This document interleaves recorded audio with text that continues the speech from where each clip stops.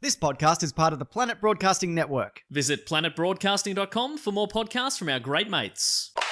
The following episode of TOFOP is rated MA. It may contain Batman references, time travel references, sexual references, lost trains of thought, and mild coarse language. TOFOP advises that the program is not suitable for anyone under the age of 15 or anyone who enjoys succinct, coherent conversation that might actually have a point. Minors must be accompanied by a parent, guardian, or priest. This is John Deek speaking.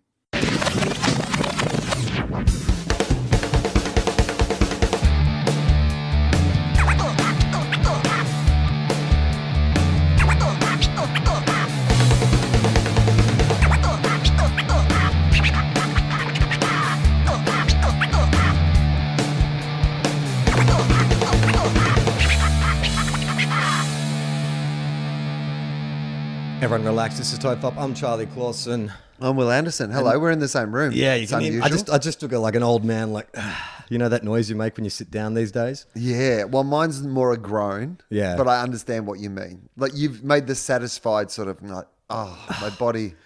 Well, because normally we're didn't realise how much of an effort it is just to stand up these days. Well, normally we have to sit at it, like, I have to sit at my desk because Yes. we do this down the line. But we're in your comfortable office. I'm laid out on your couch. I've got some cushions behind me. I feel very relaxed. Yeah, I've got to be honest with you. We're both pretty tired. Yes. And I'm also in a comfortable chair. Yeah. And there might be a chance that sometime during this podcast, we just both nod off. No.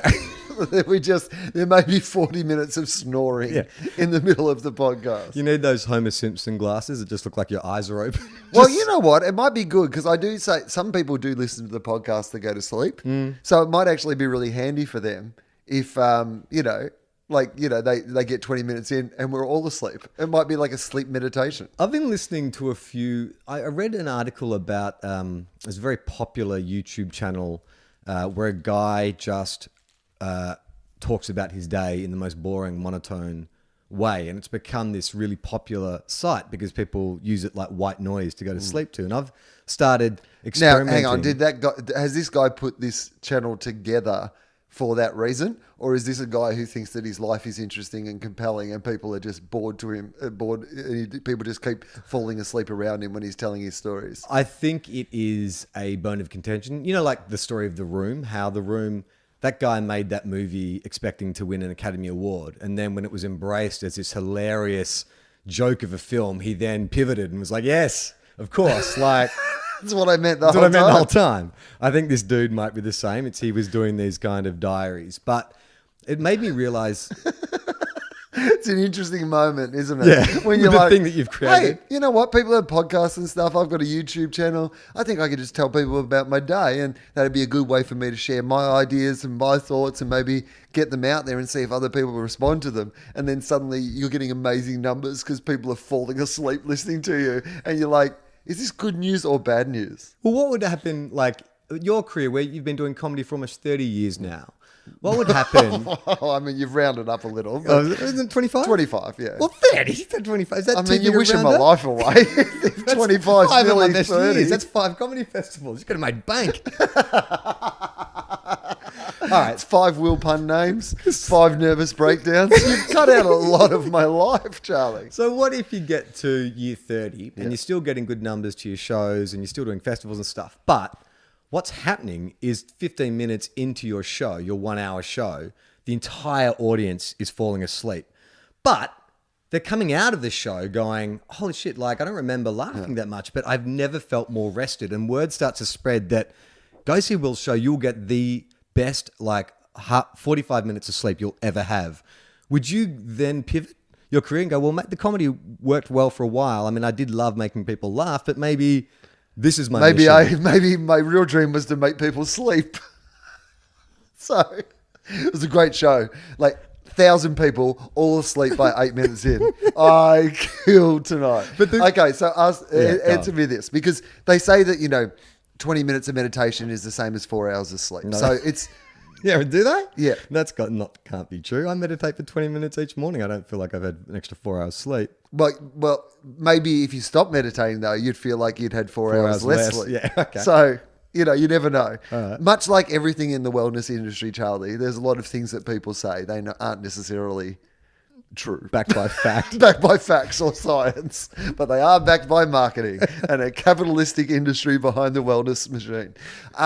Okay. But yeah, so say for example, So just say in that time you could get an accelerated dose of yes, relaxation. people are and realizing repair. that Yep. they're coming out of the show feeling better than they've ever felt. I'll give you, there was a Batman comic years ago where Batman got marooned on a desert island and he knew it was going to be a while before anyone showed up. So he went and he hid in a cave and he went into his Buddhist training, a sort of a restful, alert state where he was still ready to leap into action, but it allowed his body to repair. So it's like that, right? It's like Batman's kind of, Buddhist training where he just gets so focused that his body goes into ultimate repair, but he's still alert. Yes, That right. state. Yes, yeah, exactly. So do I have to? I've got a couple of questions. Yes. Do I have to keep doing the show Yes. for the hour while they're Yes, asleep? if you stop talking, like if everyone falls asleep and then you pull out your phone and start, they'll wake up. You have to keep with your whatever your I mean, I've seen your show quite a bit. It's quite high energy and stuff. You have to maintain that, even though you're not getting the laughs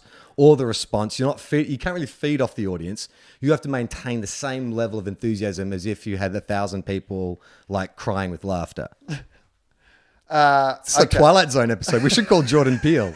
So I think I would be okay with that. I think I'd be okay with that. How long would the adjustment be? So, okay, let's start when it first happened. So let's say it's 5 years from now. Yep.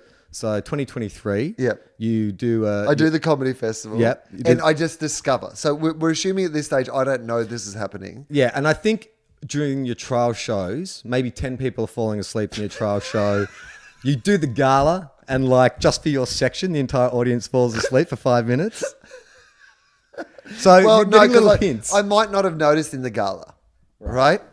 Because it is only 5 minutes. And that's assuming that I'm putting them to sleep straight away. But like in your original scenario, 15 minutes. I'm doing sort of like 10 or 15 minutes first and then until everybody nods off. And the gala's like a big gig. I'm not going to be able to put, like at this early stage in my career, maybe in another 10 years, I'll be able to put 3,000 people to sleep in 3 minutes. But at this stage, when I'm just discovering my new powers, I imagine I could probably do the gala spot and not notice. So it's probably going to be first night of the show. Yeah. Preview night, media night. Preview night. Oh, let's not hope media night. I mean, it's going to have some interesting reviews. Just people getting to the end of the show with a blank notebook going, I really enjoyed it. I feel great. I feel like I should give it 5 stars. But What did you talk about? Oh, I'll just write something about politics. He's always rabbiting on about politics. Yeah. Batman. Blah, blah, blah. Yeah. Politics. Yeah. Climate change. All right, so your first preview, and I don't think it's everyone. So let's say a third of the audience nods off. Okay.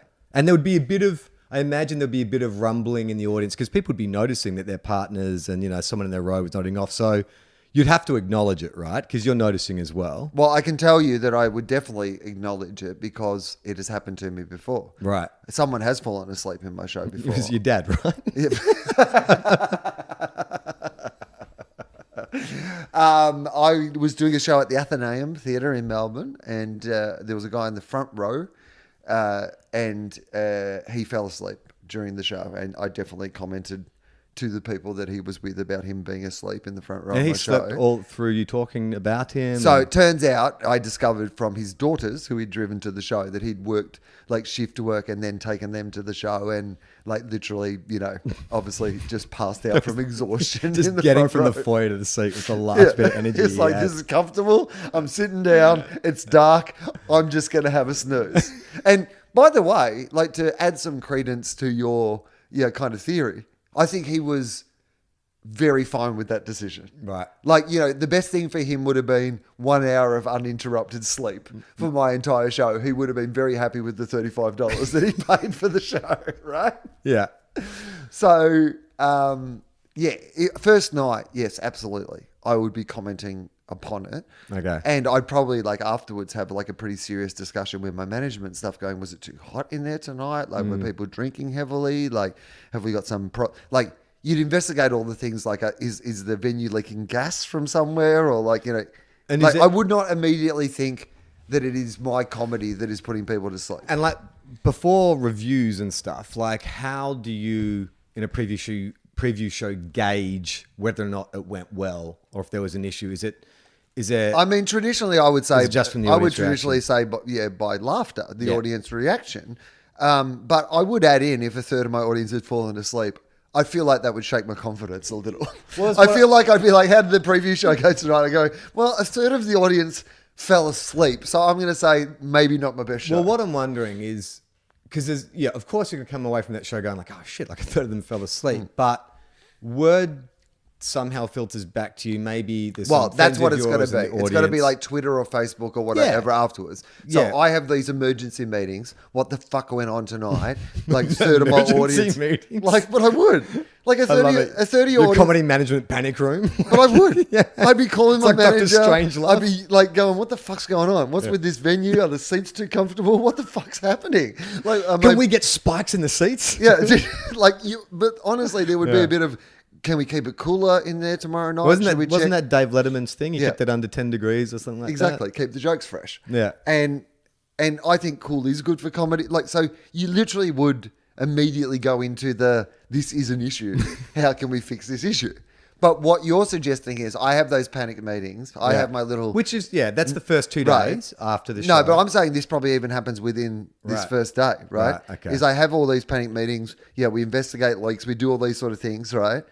But then I get home and I notice that my phone has blown up with like people on Twitter and Facebook going, hey, I just wanted to say, because I think people would, if they did fall asleep during the show like that, I think there'd be a certain amount of them who would want to contact you. Oh, there'd be a hashtag. Or people who will... Snoozy Will. What's the... I'm just trying to do a will pun for sleeping. We'll get can't think to of it. one. Sorry. But anyway, so yes, there's a hashtag going. Just Snoozy Will. Hashtag Snoozy Will. And you start to get stories from probably immediate family and friends who were with the people who fell asleep first, rather than the people who fell asleep. But then it starts to sort of trickle through going, hey, I'm sorry, I don't know what happened. They fell asleep. But afterwards, they have never been in a better mood. Yeah. They were just raving about like 100%. how much they loved it. Someone went with their grandmother. Yep. She had more energy than she's ever had. She played 2 sets of tennis the next day. She kept telling all her friends about the show she went and saw. She doesn't remember it. She's but coming she came back. out just amazing. Yeah, she Just bought felt another great. ticket Yeah. for the weekend. Yeah. Because she doesn't mind either way. She'll either see the show again or have The another sleep. CWA have organised a couple busloads to come opening night. Yeah, I get a big spike in my ticket sales Yeah. immediately, and I can't work out why, but it's from like sleep apnea clinics and stuff. Wait, oh, hang on. I think you've jumped the gun. That's poor storytelling. Like, don't burn the steps. You've already jumped to the kind of medical miracle. Let's just start off with the anecdotal evidence. Yeah, that's right. Yeah. So it probably takes the first weekend. I normally start on a Wednesday and I do through to the Sunday. So you got 5 shows. And that's sort of, by the time it gets to the Sunday, you hope that the show is sort of up and running and where it needs to be, and you've got a good read of the room and you've got 3 weeks left. So we're saying that a third of the audience tonight have fallen asleep for each of those nights, including a media night. Well, I reckon on the second night, I would think it was an issue. So even though I'm getting some positive feedback, I'd still be like, I don't want this though. Like, I'm glad that your grandma, is playing tennis. I think again, but I think if you do this show for a month, I think over the course of the month, it goes from a third to 100%. Because it's a concentrated period of time of you doing the same 1 hour show. And because both like the Snoozy Will hashtag and people who genuinely, it's going to see everything that you do, but those two audiences combined start like packing it out. So it sells out. It sells out after the last 2 weeks sell out. But more and more people are falling asleep to the point by the last show, you're getting 100% snoozing audiences. a snoozing ovation, as I'm now referring to it as. No, I imagine that I would be fighting against it early on. So That's the thing. But the more you fight against it, the better people's sleep becomes. the louder the intro music is. You're yelling. The more the microphones turned up. You're literally screaming. You're doing some of your patented accents, like all that kind of stuff. You're even like dipping back into some old glasshouse gear. Like you're trying to find some classics, but the harder you work, the better the sleep. Nothing you can do is going to bring them out. The only thing that brings them out is if you stop. And when you stop, it's like waking someone sleepwalking. They could have a heart attack. Again, not backed by medical evidence, but on this show. I feel like initially it would be hard for me. Of course. I feel like initially, before I embraced the business opportunity that it would later become, that I would have a difficult time with it. Okay, I would think it was my own response. I would immediately check all the kind of environmental factors. And then once we ruled those out, I would assume that it was something about the show that I was doing that was sending people to sleep. So I reckon over the first couple of weeks, I would be constantly chopping and changing the material and whatever in the hope that I could get rid of. I'd be trying to identify the routine that's sending most of the people to sleep. I'd probably drop that from the show. Yeah. But you're saying that regardless of what I drop, regardless of what I chop and change, Yeah, doesn't matter. doesn't matter. Same result each time. And so I think, all right, so you've done that month and you're really rattled because you're getting 100% sleeping houses. But Well, see, I think, when we talk about that idea of the story, yeah, I think that what I would do is after the first week, I would probably be so shaken by what was going on that I would cancel shows. Would the you next really? week. Yeah. I'd be like, I can't do face this. a sleeping I can't handle audience. it. But then I get a call from my manager and he says, you're never going to believe this, but the rest of your season is completely sold out. well, I guess in between those moments though, or somewhere within this month, if you're up freaking out and losing, before you cancel the shows, I imagine, like you just say, the first time you break 80% of the audience is asleep. Like literally apart from like a couple of rows, everyone's asleep. And you freak out and you stop the show.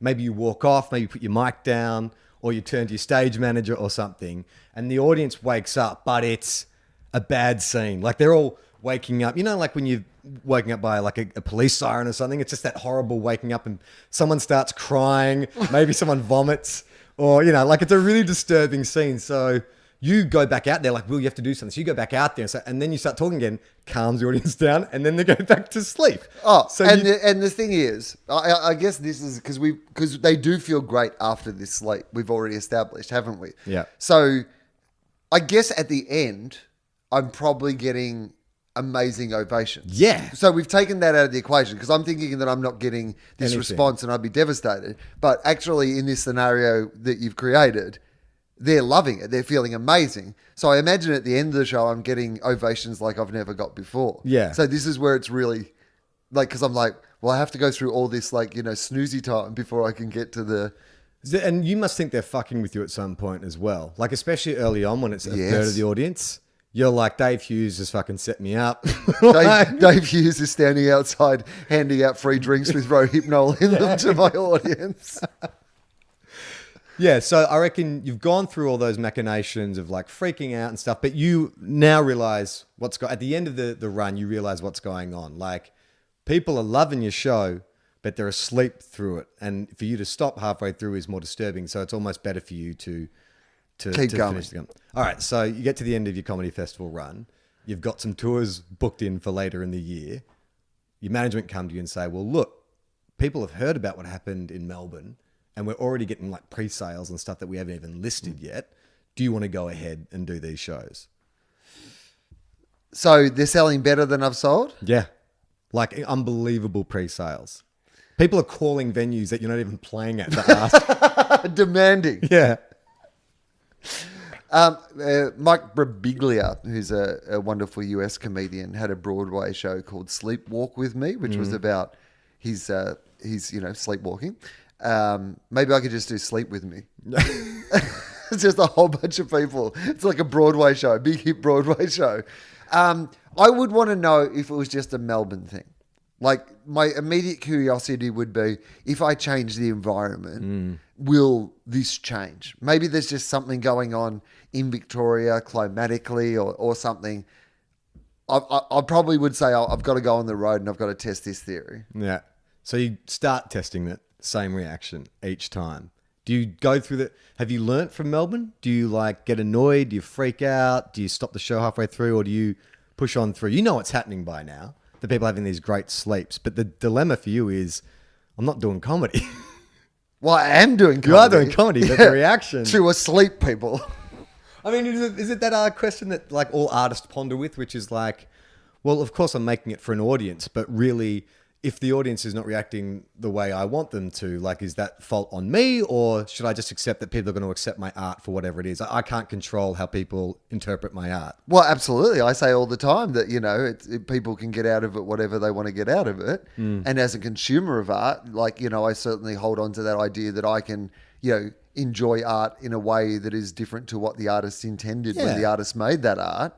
So, I mean, if you're in a band or a singer or something and someone comes up and says, my wife and I, or my partner and I make love to your song, Yeah. like that's our song, you can't be freaked out by that. well, I mean, if you're Peter Coombs, the kids entertainer, if you're at a Wiggles gig, you can. Okay. Context is everything. She's my hot potato, you know what I'm saying? Okay, so when would science get involved? Like, as in... Well, I guess Because you imagine that I'm at the comedy festival. Let's realistically play this out. People would know immediately. Like, this is how the comedy festival yeah. works. So after the first night, not just with social media, but just gossip around the festival, there'd be people going, did you hear what happened at the show tonight? And I reckon people would be buying tickets to watch people, like to see it. Like it would be the reaction of the audience would become almost a show in itself. Right. There'd be like people sneaking in like camera phones and shit on YouTube and Well, see, that's probably how it gets out so quickly. Yeah. Is the fact that people go, I've got to see this in real life. But also, I guess in that way of some people going in going, yeah, I'm going to film this. I'm going to see these fuckers fall asleep. And then falling asleep themselves and coming out feeling amazing and starting spreading the word.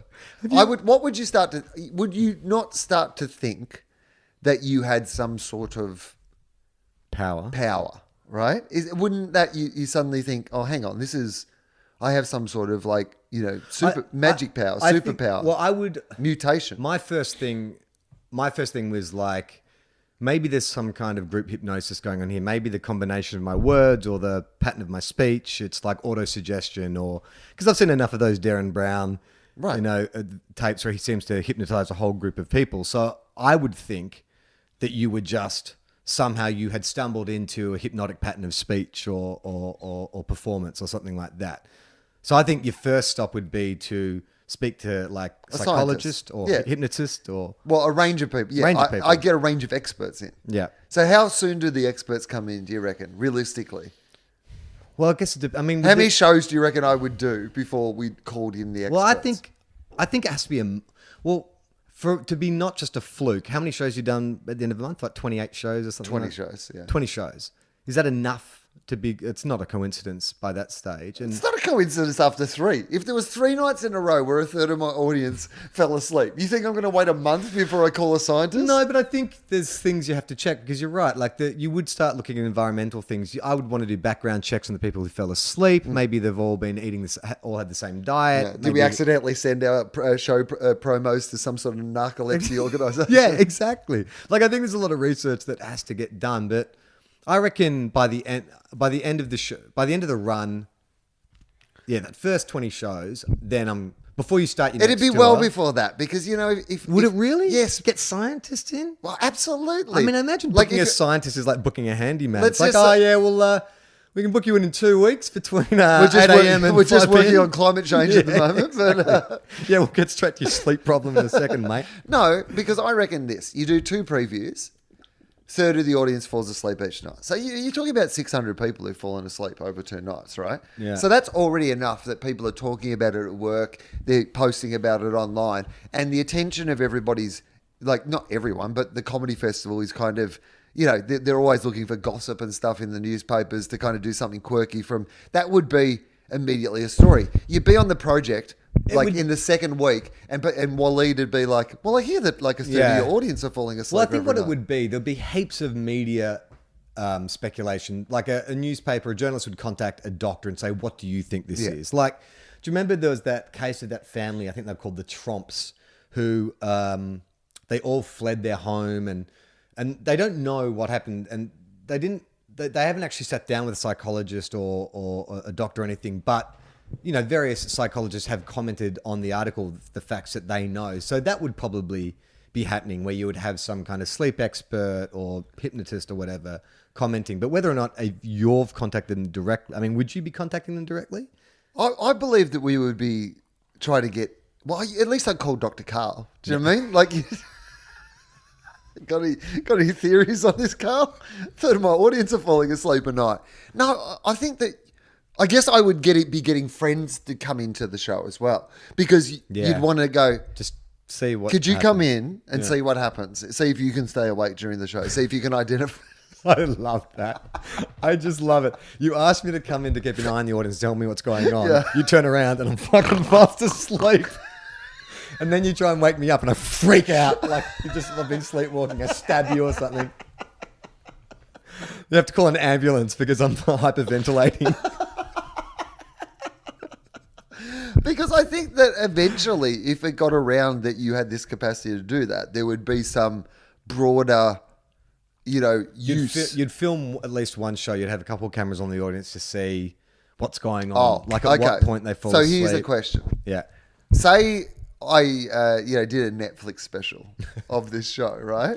Are we suggesting that people at home who watch the special would also fall asleep, or is it a thing that only works to the people who are in the room there? I think it's only for the people in the room, because the question for me is where this started was like your career has pivoted. You've gone from being an entertainer who makes people laugh to being an entertainer who helps people sleep, almost like a health guru of some kind. You're some kind of, I don't know, like Deepak Chopra. Not really, no enlightenment, but people just feel great when they come out of your performances. Well, yeah, it would be a sort of wellness thing. Wellness That's what we thing. call wellness. Wellness.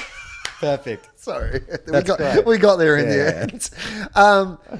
Well, yeah. I mean, eventually, I think you'd pivot. I think eventually you would Is go. wellness also what you call your penis? So, I reckon it's one of those things, because if I've learned anything from the Jurassic Park movies, which is every time there's a new technology that comes along, it needs to be weaponized. If it could be like, as in like, if people watched me on the TV and the same thing happened, you'd immediately get contacted by the government and stuff, and they'd be So trying you're to a use danger. you for. Yeah, exactly, right? Yeah. And people also, listening to your people on the listening to your radio, they're podcast falling asleep at driving. the wheel and Yeah. stuff. I don't think it's every time you open your mouth fall asleep. Like, Yeah, but if I'm trying to do like the radio show in the morning and trying to be funny or whatever, yeah, but that's not 15 minutes consistent. I think in my mind, this is the science. There's something about the pitch of your voice, your cadence. but it has to be uninterrupted. So it's only when I'm Uninterrupted. doing solo stand-up. Yeah, not with like other, people. Like this podcast, for instance, wouldn't put people to sleep or anything like that. Well, theoretically, hopefully. Well, not in a good way. Not in a good Not way. in the positive way we've not, imagined. not in the willness. Yeah, factor. exactly. Yeah, it's got to be you. It's got to be a 10 to 15 minute build of you just doing what you do. Okay, and only to the people who are there in the room. Yes. And so I start to realize Something about like, the way it's recorded, the file, it doesn't translate. Like Yeah. it doesn't have the same frequency or whatever it is. Yeah, no, I like that. That's a much more Clean. confined and clean scenario to work with. Look, if we turn this into a TV series, like we're talking about a feature film, like a 90-minute story, but if we like expand it to TV, then we can open it up to. So that way, you become a healer of some kind. I guess that's what you really are, right? People are using you in a healing capacity rather than. But here's the catch, right?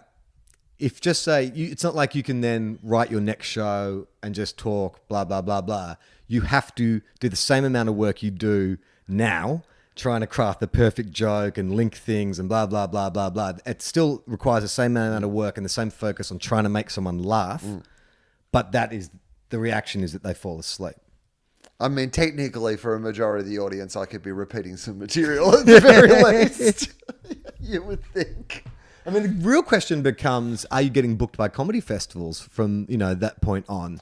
Well, if we're saying it's not 100% of the audience, Because the thing this is where it's interesting. But it's because thi- if it's only, say, a third or a half or whatever of the audience, you've got to entertain the then ones. you've got to still entertain the ones And who also, are not asleep. the first 10 to 15 minutes has to be entertaining. Yeah. Like, you can't just get up there and go, all right, we all know what's going to happen. Do a little so let's crowd just-" work. Yeah, no. I'm just going to do some crowd work while you're still still awake. Yeah. What's your name? What do you do? Oh, that's when you finally agree to host the Logies. You just come out and put the entire Logies to sleep. pluck a duck's face down in his entree.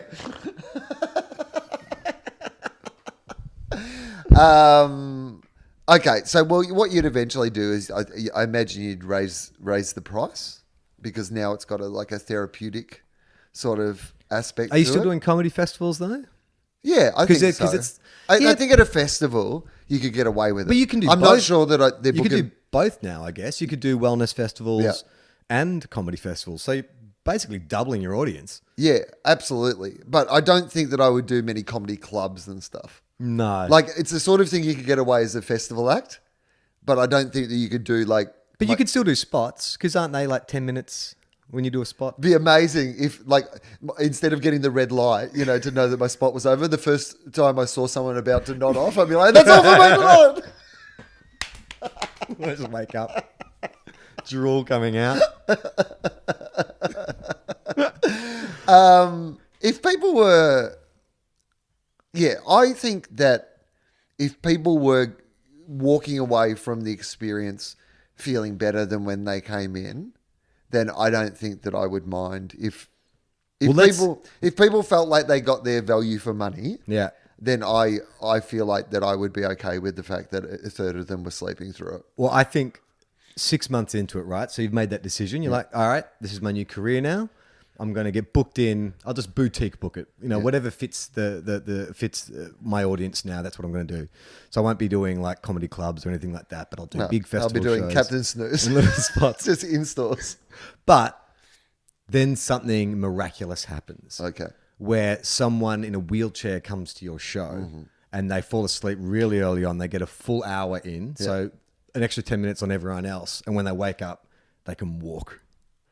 An hour of your comedy. So suddenly, it now is a superpower. It was just a restful sleep, but then what they've realized is, geez, 45 minutes gives you a great rested sleep. And right, because you've seen it up to that point. I start getting reports back from people going, I went to my doctor and he said that my blood pressure's never been better. Cholesterol's melted away. My psoriasis cleared up, whatever. I'm starting to get I this got a anecdotal for the first time in 25 years. Yeah.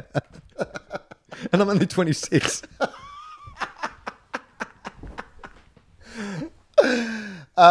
Yes, that it has some sort of recuperative powers. Yeah. And then, so how about this, Charlie? The better the show is. One night I do a show so good that the person in the wheelchair falls asleep immediately. And then at the end, when I'm getting a standing ovation, they stand up also. Yes. And surprise themselves. Yeah. Like they're standing before they even realize they're standing. Yeah. And it's a miracle. Yeah. So what's the difference there? Is it the length of time you do it or is it the quality of the show? I'm going to say the quality of the show. So now the pressure's on me. Now the pressure's on. The funnier it is, the more healing that it is. Okay, so now though, you've got this, you got the Superman problem, which is now everyone's like crying out for help because they're like, that guy's been verified. He's been examined by doctors. They don't know how it happened. He was in a car accident when he was a teenager. 15 years later, now he can walk again. Never seen anything like it. But now you've got a bunch of people coming to your show who have got ailments that they're hoping that you can cure, and you've got no idea. You've got no idea what combination of words, or what was it a specific joke? Was it the length of time you spoke for? So now the pressure's really on. Do you then go back and analyze this show with the guy? Do you just do that show again, exactly as you must? That would be the safest bet, right? It worked once. Yeah, I think you would. Well, this is when the scientists would bring you into that. They'd take you into the lab, and this is when you start doing controlled experiments. They're going to be bringing in like a bunch of people with legitimate ailments. They'll have some control actors who are there with no ailments, but you don't know the difference. So, and then you've got to do your show. So you're in one of those rooms, audience of 30. It's like a two-way mirror. Oh my God, can you imagine? Like bright fluorescent lights, the worst. I mean, I imagine you've done some shocking like corporate gigs in your life, but this is like the worst. Like, do you play your music? Because you got to do everything as if it was last time. So literally you stand outside the room. I'm imagining we're in a tiny little lab with a giant James Fosdyke backdrop. It's a 30 square foot room with a white wall room, fluorescent lights, and a two-way mirror with a bunch of scientists behind there. And you have to stand outside the room and you play Back in Black on stereo And and you just yell for it. Do my own intro. Yeah, what's your thing about? I know him. I am him. And then you walk in, and I guess they're applauding because they know why they're there. So the ones who can applaud are applauding. Yeah. And you come in, and then you start your show. Now tell me what's going through your mind when you're doing this first show to this group of people. I mean, if I one day discovered that I had some sort of, I mean, the weight of that responsibility would be the first thing that immediately occurs to me. That I'd be terrified. If somebody was healed by the power of my comedy, I would be terrified about that. That's not something that I got into this business thinking was going to be part of my career progression. I thought I might get on the radio, maybe get on the TV, do a couple of galas, do a festival. Never thought I'd get a person in a wheelchair to be able to walk again. Wasn't one of my aims when I sat down to come up with my little riddles. So I think the weight of it initially would be overwhelming. I'd be like, it must be a coincidence. It must be a prank, all these sort of things. But at least I would want the science. I would happily have the study done on me. All right. So they've said to you, we're going to have to do 2 weeks, 5 days a week of bringing in different groups, real patients, control patients, and then at the end we'll have enough data. Yeah. So I reckon it goes like it normally does when you do it in a theatre. And there's a couple of other people you're getting various degrees of recovery from long-term or chronic injury. You know, maybe someone gets a bit more sight in their eyes, clears up some, cataracts or something like that. You know, maybe there's some other psychological effects. Someone who suffered from depression or anxiety, maybe they've seen an improvement. So you're getting some hints, but not like a categoric. It wasn't your intro. It wasn't this specific joke. You've got to keep doing it. Essentially, we're talking about the idea that scientists have discovered that laughter is indeed the best medicine. That's when the scientists they present their findings. He just shuffles his papers, and to conclude, truly laughter is the best medicine.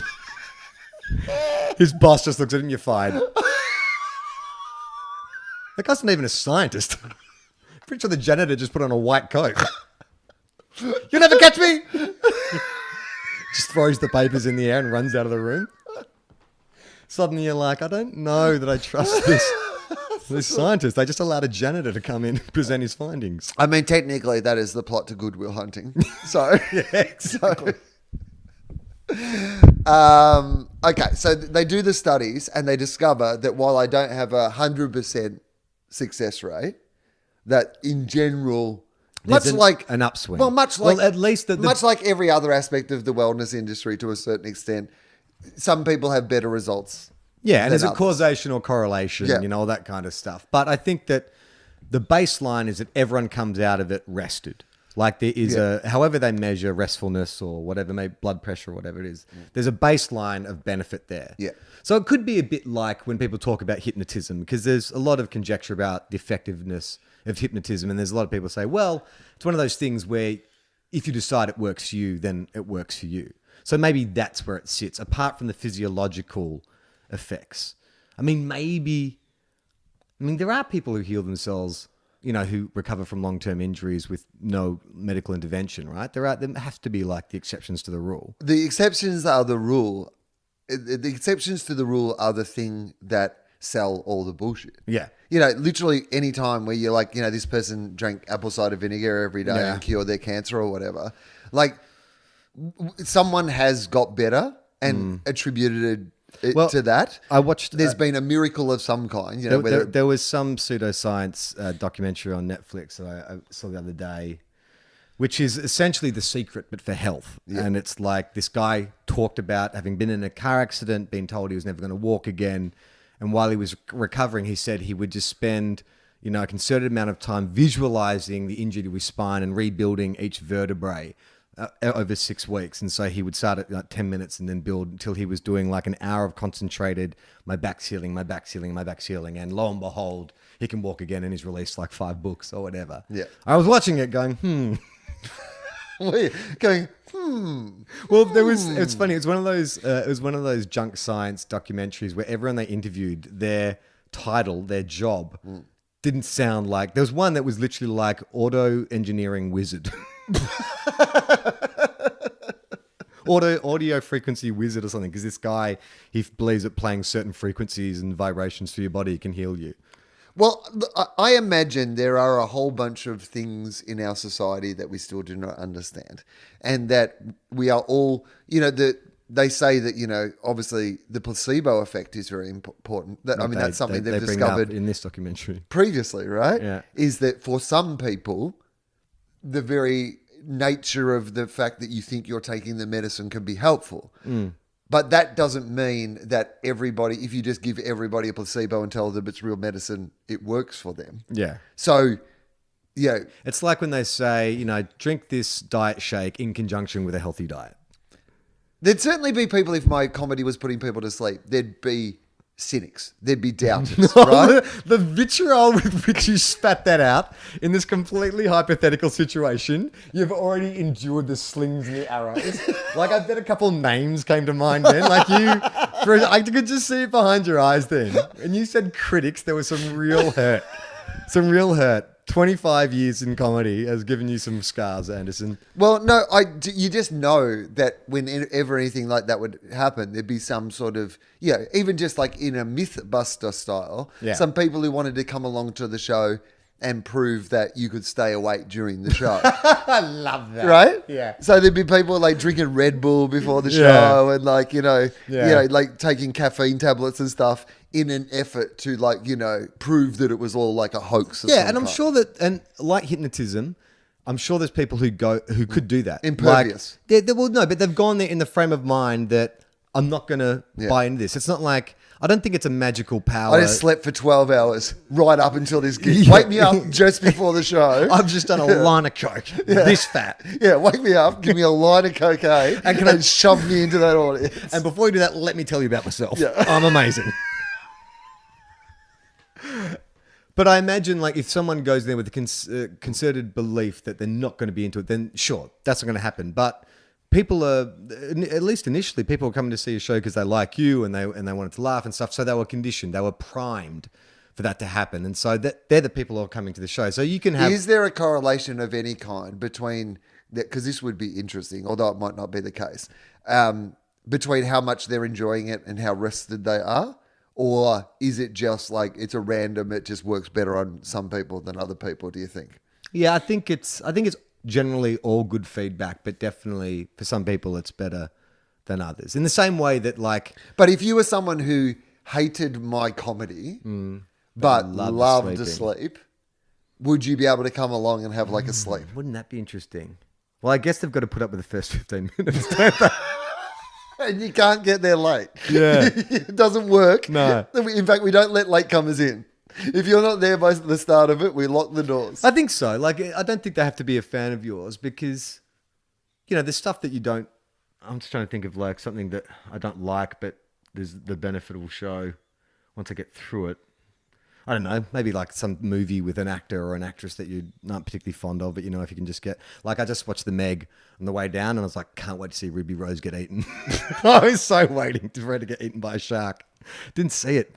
I only got to see the first hour of the film. I'm hoping she got chomped in the last half hour. I mean, I don't know, but I imagine so, right? Well, it's a surprisingly bloodless film for a shark movie. Like, I thought the whole point of, monster movies is to watch the monster, chomp its way a bit. I'm an hour into this film and only a couple of people have died. I was hoping to see more chomping. I watched a movie the other day that just actually reminds me a bit of the scenario we're talking about, which is called Death Day. Have you seen? Is that Happy Death Day? Is that like the Groundhog Day? Yeah, it's Groundhog Day but this, I'm aware of it, but I haven't seen it. Yeah, well, it is literally Groundhog Day, but like a horror film sort of thing. And the funniest thing about it is the final scene of the movie where they there's a real spoil it. No, where there's just a real because you've watched this thing the whole time going, hang on, is this just fucking Groundhog Day? They've ripped off fucking Groundhog Day. This is you literally the whole time going, hang on, this is not just going to be. And I just watched Russian Doll, which is a bit Groundhog Day itself, which is a really cool series on Netflix. But I was like, is everything Groundhog Day now? Yeah. And I think that initially this scenario would be a little Groundhog Day. Yeah. In that You've got to find out. You'd find out, you do it a different way every day to kind of work out, what wasn't working. But in the final scene of this movie where they've ripped off Groundhog Day, they do this thing of like, oh, you've never seen Groundhog Day? It's this cool movie from the blah, blah, blah. And I'm like, that's not enough. It's not enough just to acknowledge. Like, I can't remake The Godfather and then just at the end go, what, you've never seen The Godfather? Well, at the end of Fast and the Furious, they didn't say, hey, you know a surf film you would really like? Point Break. Yeah. It's about a cop who goes undercover and then falls in with a gang that he's meant to be investigating. Imagine if every film did that. That was like a direct rip-off. Anyway, he's been dead the whole time.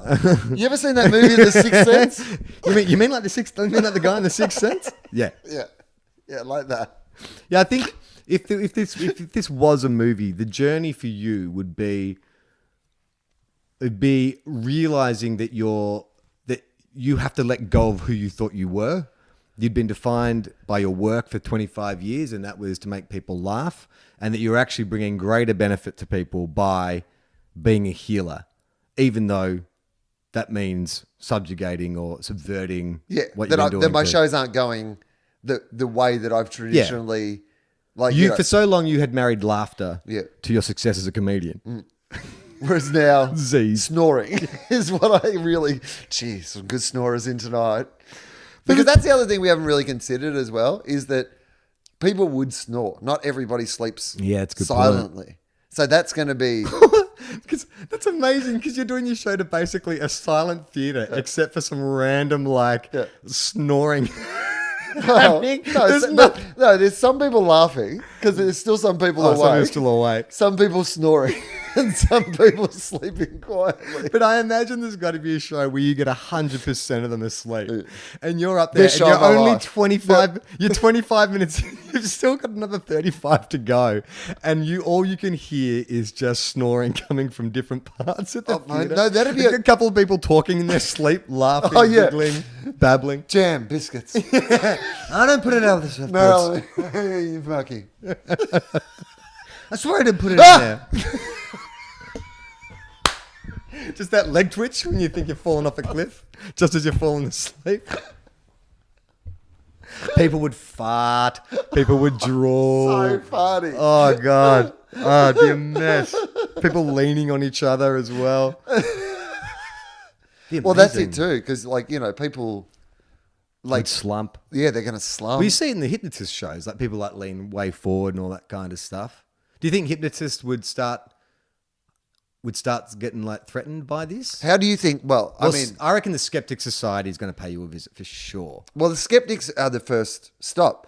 But the thing is that this would be one of those occasions where I would welcome the skeptics.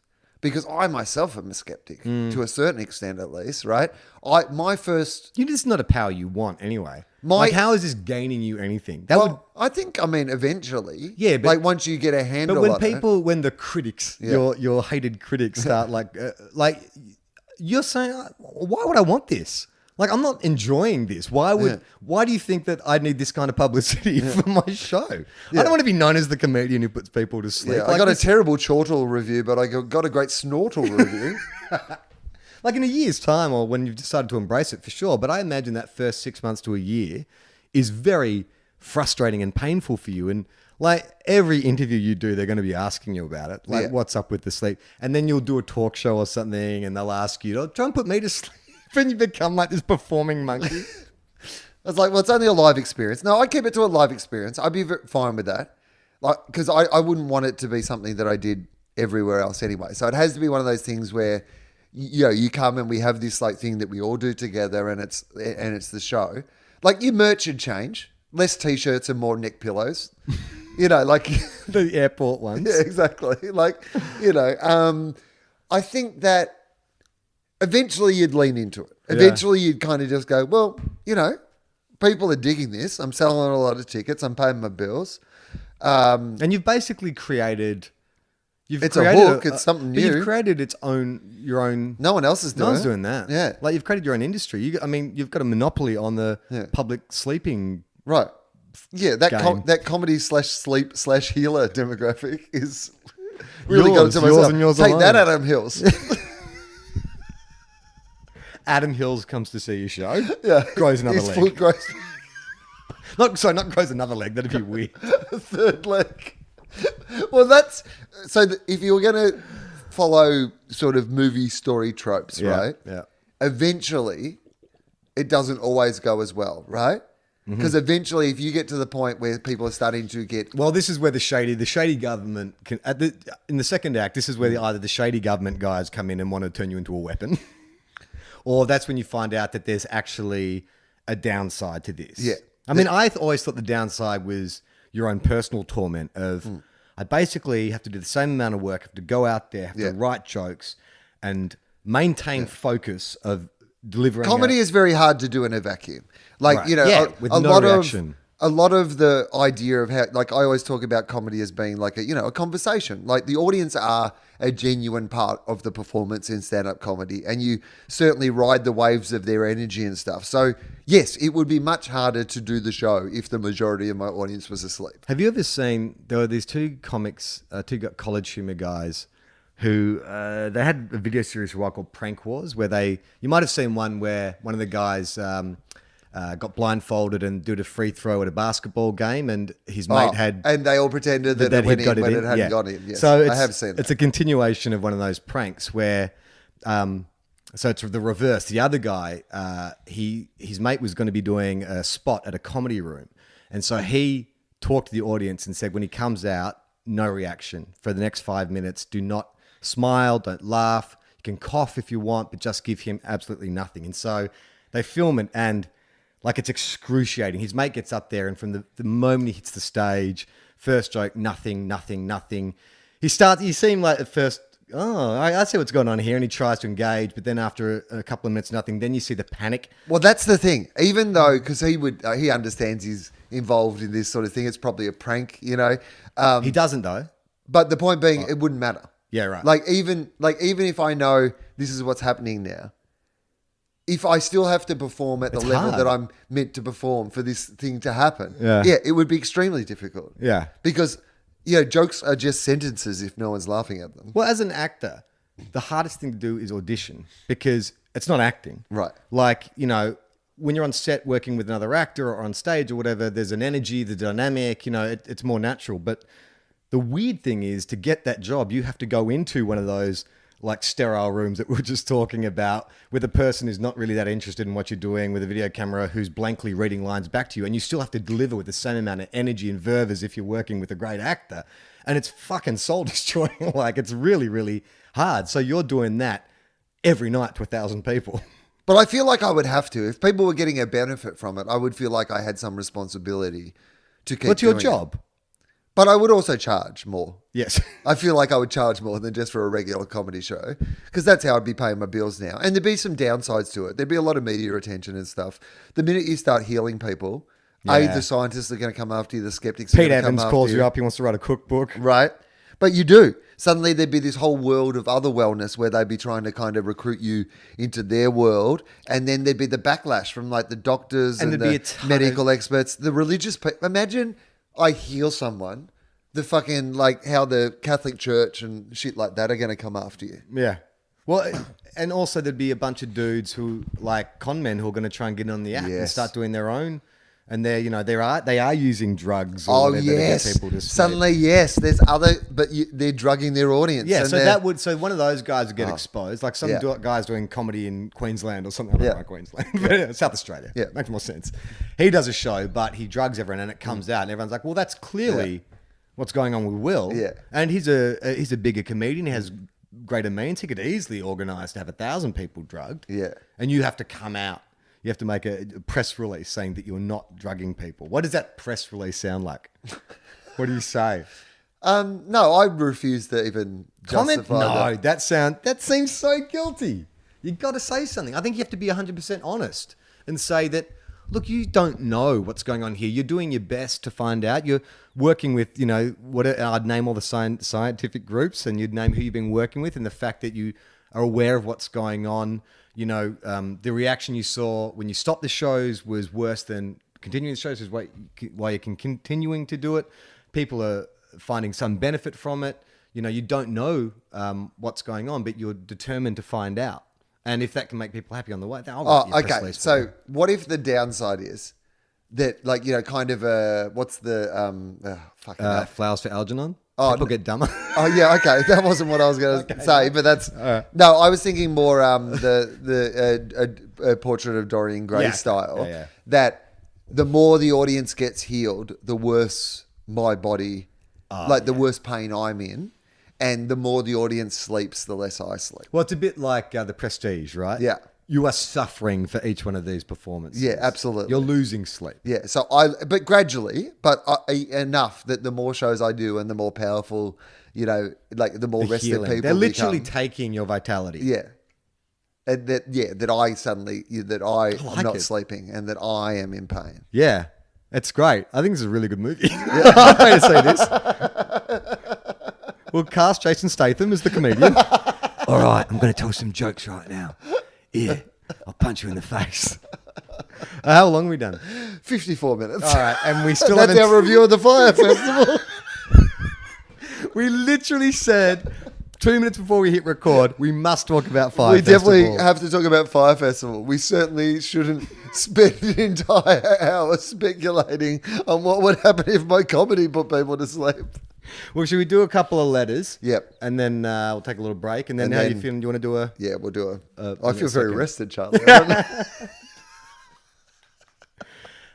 Thank you to everyone who is contributing to our Patreon and sending messages in. Of course, the best message we receive on Patreon each week gets a sticker pack. Oh, I thought you were going to say the best message we receive on Patreon is money. So if you could please message us with money, that would be Just great. send us some money. No, look, we understand. It's post-Christmas. It's tight. But although we have sponsors, Patreon is the best way to support the show. It enables us to keep people on the payroll like Mike Howell, like James Fosdyke. And we're heading back into the busy period for TOFOP Enterprises because Two Guys, One Cup will be coming back soon. You'll be doing Willosophies. I've been doing a lot of FOFOPs. philosophies. We're trying to do it weekly, coming out on a Wednesday. And so far this year, we've managed to actually keep that schedule up. There's been some amazing episodes. There's one with Cal Wilson that came out recently that where she tells a very emotional story at the end. And I've been getting a lot of feedback from people talking about that they were crying on the train or in traffic and stuff, which is... it's been very lovely though, and there is a couple of really fantastic episodes coming up. Sarah Milliken, who's one of the best comedians in the world, she's a cracking episode with her, and then a very, very special episode with Dan Sultan, which I won't say too much more about at the moment, but I would say in the next 2 or 3 weeks, check that out for sure. So we're pumping out a lot of content, but the more content we put out, that means more people we have to hire to help us edit and release and do the artwork and stuff. So help us out by going to Patreon and send us a message and you can win a sticker pack. I posted a video on Patreon and on the Facebook page just showing people what they could win because we call it a sticker pack. It's a sheet of stickers. Yep. I think sticker pack sounds more impressive. It does, but I reckon the actual sticker sheet is impressive enough in itself. Yeah, it's amazing. And it's limited edition. I keep Yep. forgetting to write the number because when Sean put the sheets together, he put like a little, with collectibles, it's like of. Yeah. So it's of 50. And I How, wrote, how many have you sent out so far? I think I've sent out 4. Well, all you So need to do is email those 4 people And just say, get them write to the write. number in. You write 50 of 50 on yours, and you write 49 of 50 on yours, and you write 48 of 50 on yours, and then we can just do it. I think from I then on. numbered the first 2 I sent out, but so the That last sounds, 2. that sounds very TOFOP style. Yes. A couple of them are numbered. I think I can't I think the remember. first one said 1 of 50, Yeah. and the last one said 23 of 50, and then 2 of them were blank. Okay, Neville gets in contact. Hi, Charlie and Will. Speaking of songs becoming a bit creepy over time, episode 230, if you're reading this in the future, when's the last time you listened to the lyrics of Funky Cold Medina? Unfortunately, Tone Locke's greatest work has not dated well. Cosby overtones with a touch of transphobia. Mike Howell, can you pop the lyrics in the chat window, please? Too bad, Neville. Mike Howell is not here. I can bring up the lyrics, though. You Funky can? Cold Is that Medina. easy for you to do? Yeah, I can I do do that. remember, I would say that there was, even at the time, I think I remember there being a bit of transphobia in Funky Cold Medina. But I didn't realise that Funky Cold Medina was a bit of, that people might have been, There's that Funky Tone Cold Loc Medina might have and been- Wild Thing. That's exactly the same song, right? I mean, they're not dissimilar. Okay, here we go. Lyrics. Yep. All right, dig it. Yep. Cold cooling at a bar, and I'm looking for some action. But like Mick Jagger said, I Can can't. get no satisfaction. The girls are all around, but none of them Wanna want to get get with with me. me? My threads are fresh, and I'm looking deaf. Yo, what's up with LOC? The girls is all jocking at the other end of the bar, having drinks with some no-name chump. When they know that I'm a star. So I got up and strolled over to the other side of the cantina. I asked the guy, why you so fly? He said, Funky Cold Medina. we won't do that whole bit.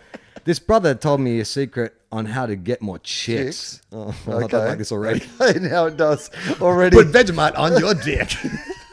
Is that the next line? He said, the secret is, my friend, I've got 2 dicks.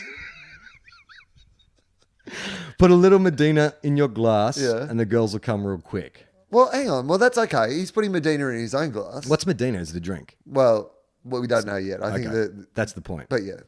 It's better than... Oh, okay. He's about to explain. Okay.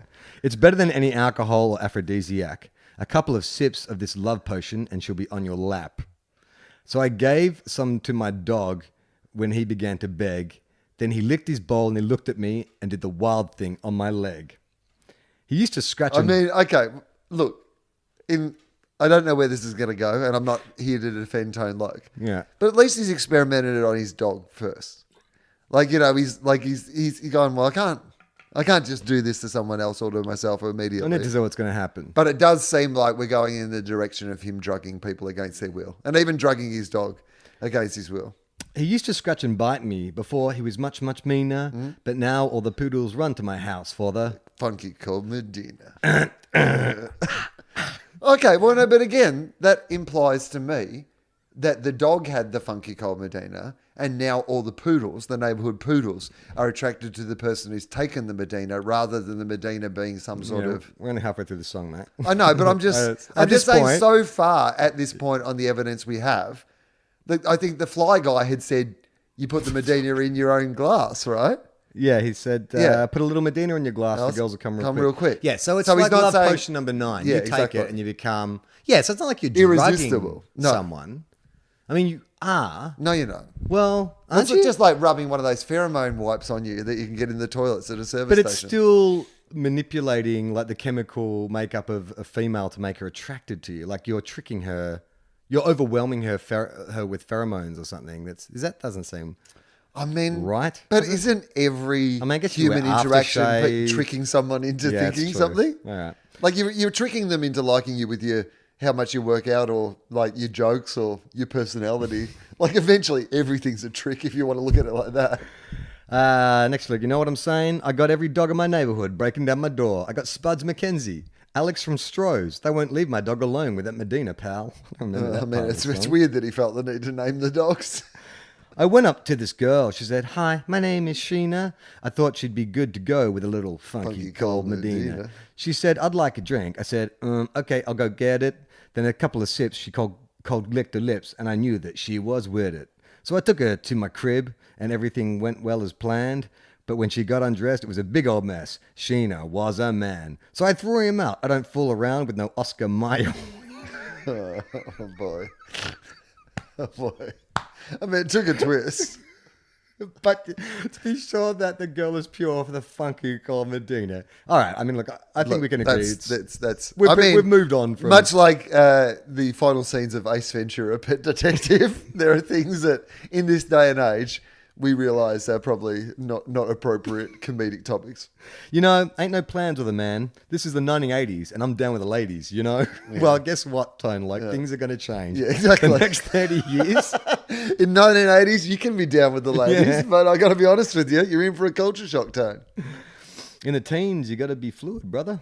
Break it down. Back in the saddle, looking for a little affection. I took a shot as a contestant on the Love Connection. The audience voted, and you know they picked a winner. I took my date to the Hilton for Medina and some dinner. She had a few drinks. I'm thinking soon what I'll be getting. And Stitch started talking about plans for our wedding. Oh, no, man. Fucking hell. Sounds like a catch time, Luke. I said, wait, slow down, love, not so fast. Says, I'll be seeing you.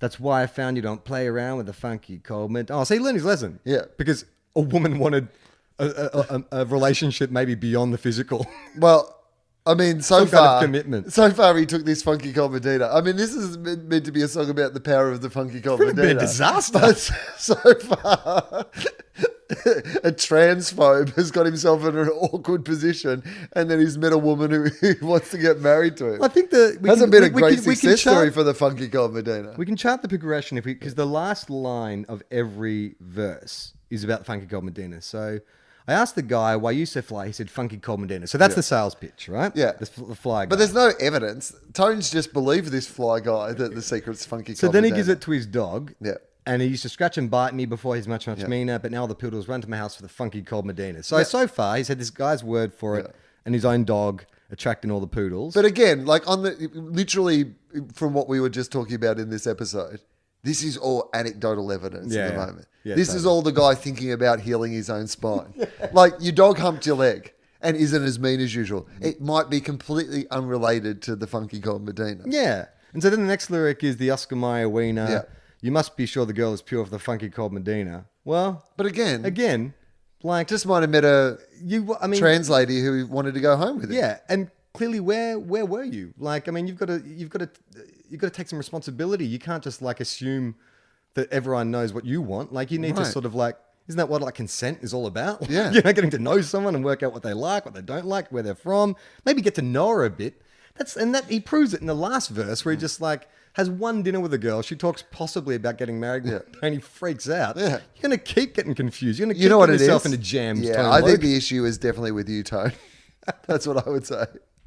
All right, time for one more, and then we'll go. Is that it? Is that the whole plot to Funky Cold Medina, by the way? It's a disaster. An absolute disaster. Nev, well, actually, we'll read one more, then we'll vote. This is from Ash. Hey, TOFOP. Me and my friends have been stuck on a discussion recently that I believe is classic TOFOP. The question originally posed was, what if Will put everyone to sleep?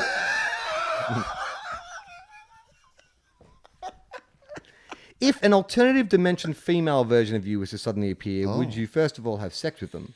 And would that be considered masturbation? No. No. And do you think they would be the perfect match? Like we were both like, no. Clearly not.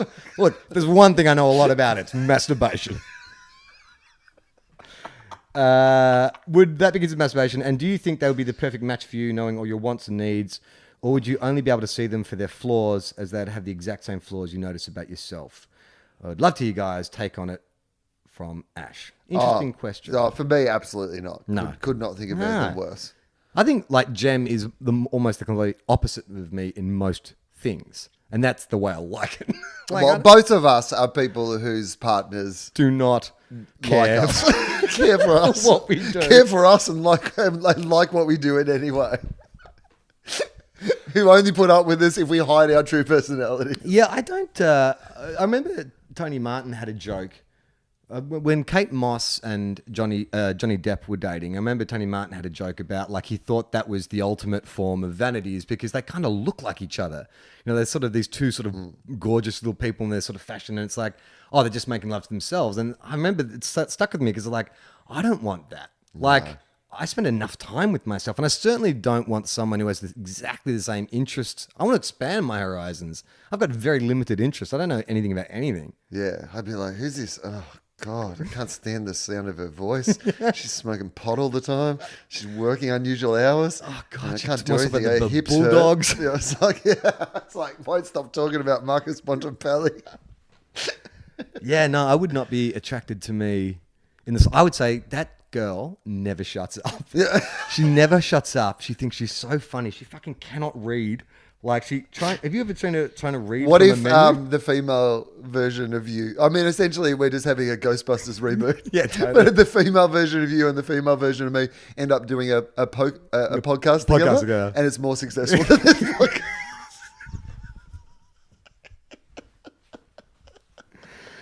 All right, we're going to wrap it up there. Oh, before we go, by the time this episode comes out, which I think it's coming out this weekend, there will be a brand new web series on TOFOP TV called Lessons for Life with Alan Mercedes. Okay, so firstly, Charlie, Yes. What is TOFOP TV?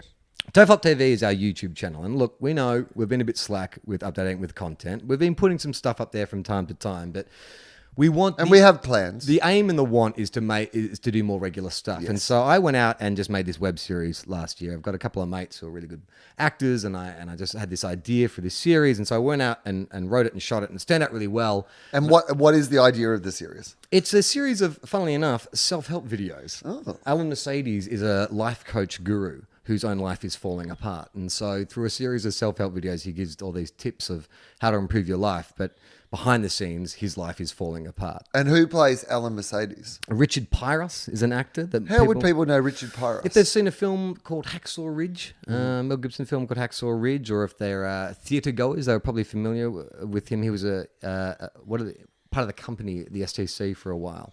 In fact, I believe he's on first name basis with Cate Blanchett. Oh, is that right? Yeah. I am too. Her name's Kate.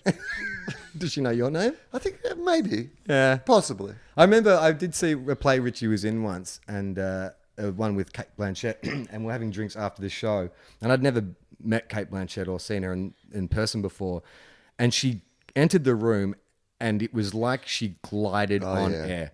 Like, she looked like not like an alien, but is it more like an elf from Lord of the Rings? She was an elf from Lord of the Rings, right? was. You know how they're meant to be exceptionally just beautiful. Otherworldly. Otherworldly.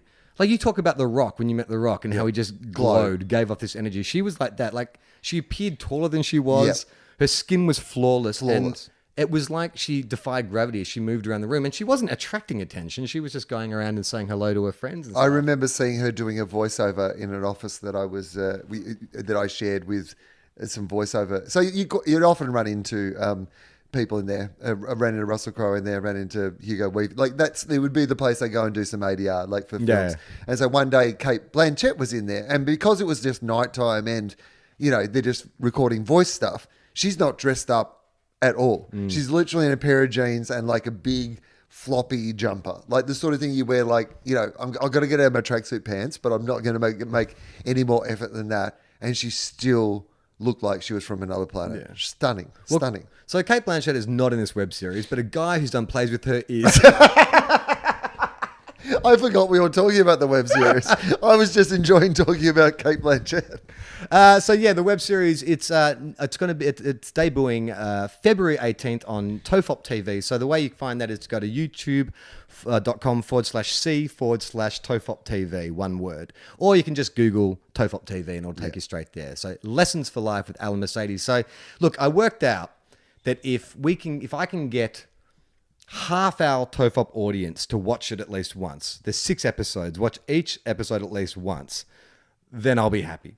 That's all I need. I've looked at like successful web series in Australia. You don't need a lot of views, and we have an audience. Yes. So I want you to watch it. It's funny. Trust me. Cam Knight's also in it. Cam Knight, who's done our live shows before. The two of them together are hilarious. It sort of came from my experiences doing some life coaching. I worked with this life coach once. Did a couple of sessions, very fitting for today's discussion because she was all about visualization.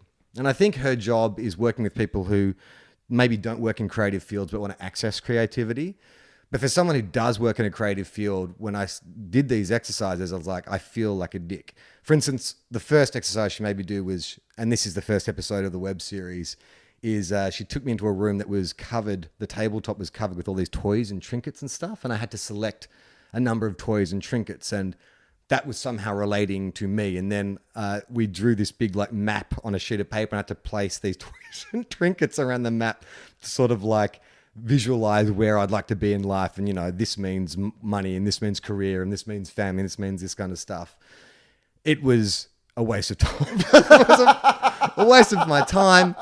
Went back for a second session. It wasn't though, because you've turned it into a creative project. Well, So that's technically, true. Well, the funny thing was, the friend of mine who recommended this life coach, I completely forgotten that he'd recommended this life coach, and I showed him the first episode, and within the first minute of watching, he's like, "Oh," and he named the life coach. She's like, "Oh, what's her name, isn't it?" I was like, "Yeah, 100%."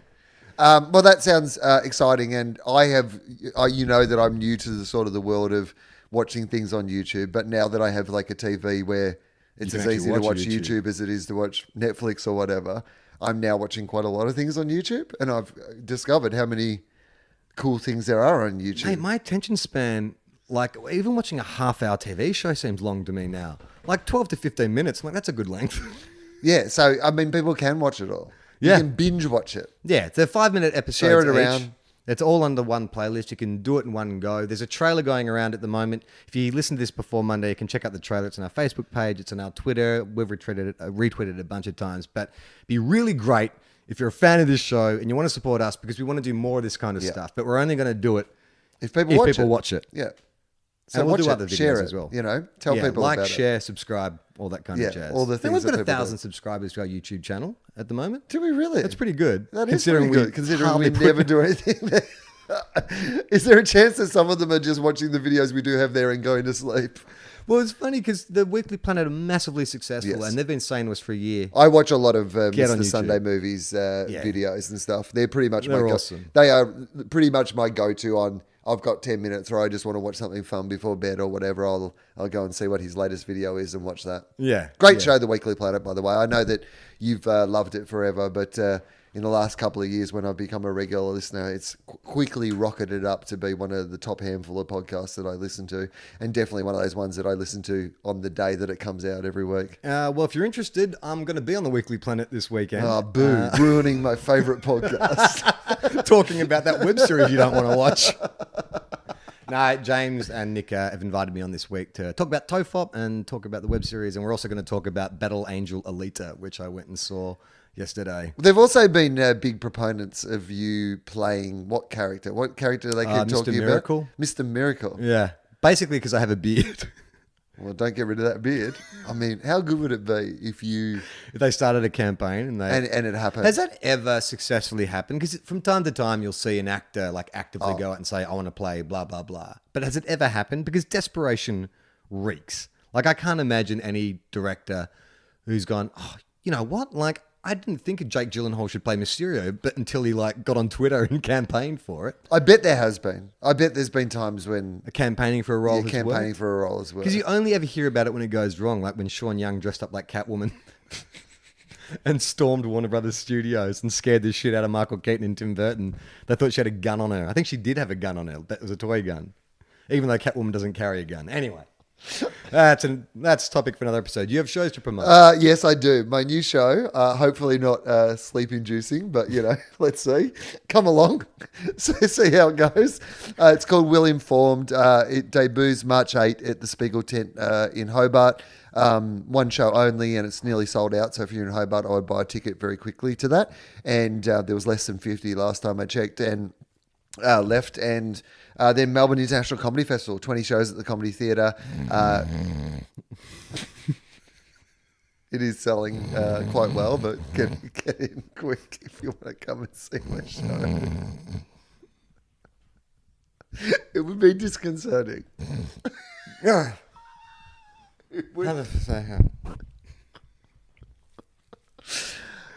I'm Charlie Clausen. I'm Will Anderson.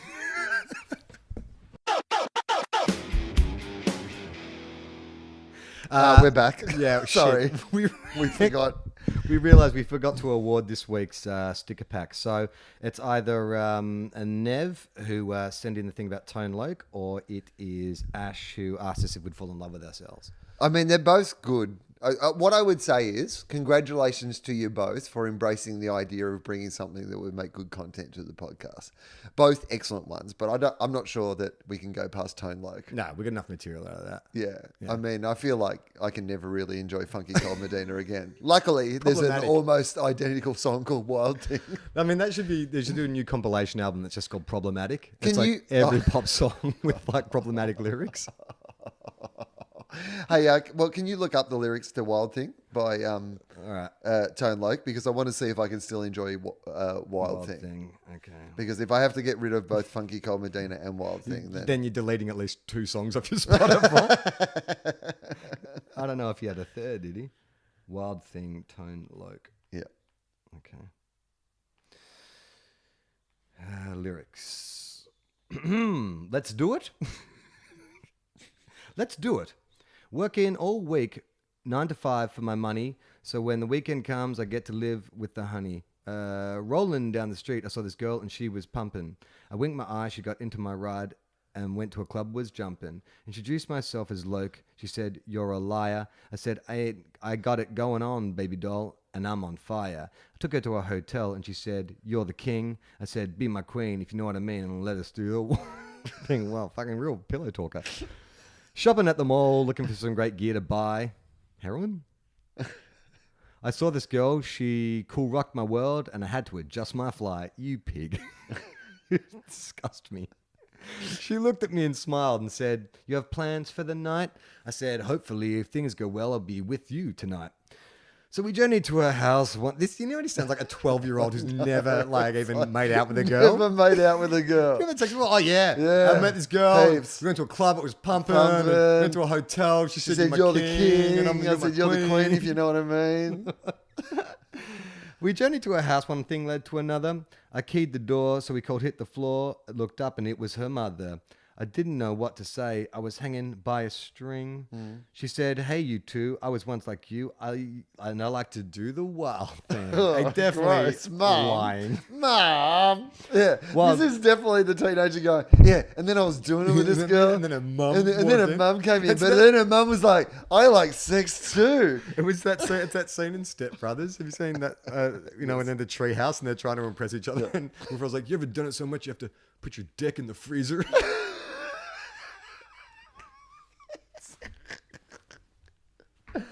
I took her to a limousine, still parked outside. Yeah. I tipped the chauffeur when it was over and gave her my own ride. So I took her to a limousine, still parked outside. I tipped the chauffeur when it was over and gave her my own ride. So they've had sex in the car. Yeah. He tipped the chauffeur Yeah. and then gave her his car. No, he gave her his own ride, if you know what I mean. Oh. No, but he's saying I tipped the chauffeur when it was over Yeah. and I gave her my own. So, Yeah. Well, he's just telling the story out of sequence. right. Like Memento. Yeah.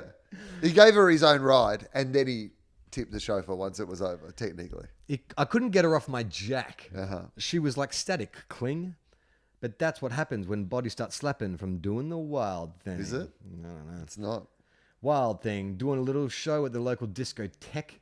This fine young chick was on my jack. What is your jack? He's He's nuts. He's on my jack. So I said, "What the heck?" born romantic. She want to come on stage and do her little dance. So I said, "Chill for now, but maybe later you'll get your chance." So when the show was finished, I took her around the way. And what do you know? She was good to go without a word to say.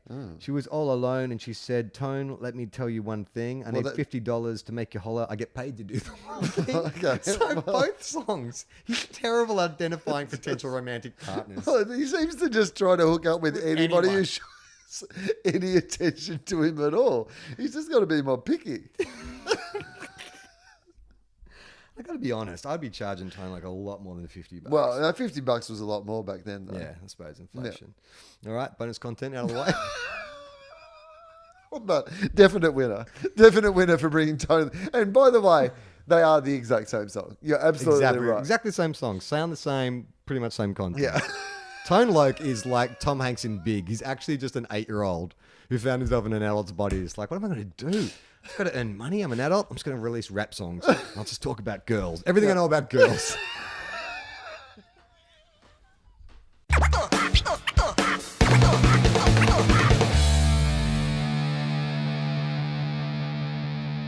This podcast is part of the Planet Broadcasting Network. Visit planetbroadcasting.com for more podcasts from our great mates. I mean, if you want. It's up to you.